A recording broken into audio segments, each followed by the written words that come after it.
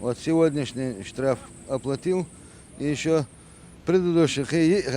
Мурату Анасову наконец вернули права. Накануне во время рейдов у него отобрали машину за нарушение правил дорожного движения. Только за вчерашний день сотрудниками полиции Шелковского района было отправлено на штрафстоянку около 150 автомобилей. За вчерашний рейд мы составили административных материалов 102 тысячи.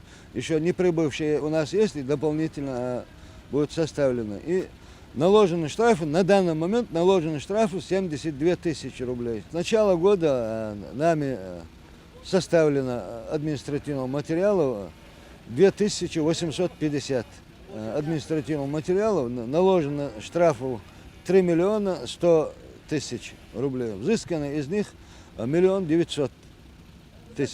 Нарушения правил самые разные, и не стоит считать банальными такие, как непристегнутый ремень или отсутствие брызговиков, говорят инспекторы ДПС. Малейшая помеха или неисправность в автомобиле влечет за собой серьезные последствия.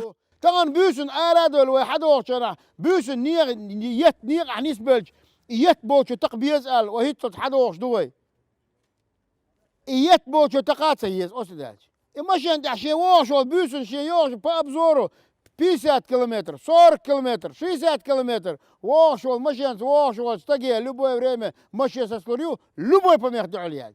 Сослорю. Har 160 вау, ту энергият бе, дин сах, хако удо. Хако, ят нер боч, от ят тахсон, хасон машин такиез оле, ту ят боч, коч довай. Обоюдно ё помех. Соше ят долсен бюсен. Шехус, ше, ин дацалай, شوشان دول شان كردا شان كاريرا باش رول رول مو غوميو رول гер стаду. В Шелковском еще актуальна проблема наезда на животных. Порой водители не замечают знаков, которые предупреждают, что неподалеку может находиться скот.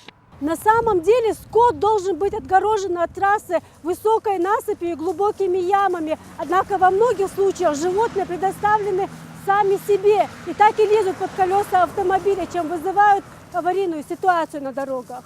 Специальные загоны строятся для животных вдоль дороги. Тогда они не смогут выйти на трассу и помешать автомобильному движению. По словам сотрудников полиции, такие меры благополучно сказываются на снижении ДТП. Луиза Андеева, Даут Куруев. Новости.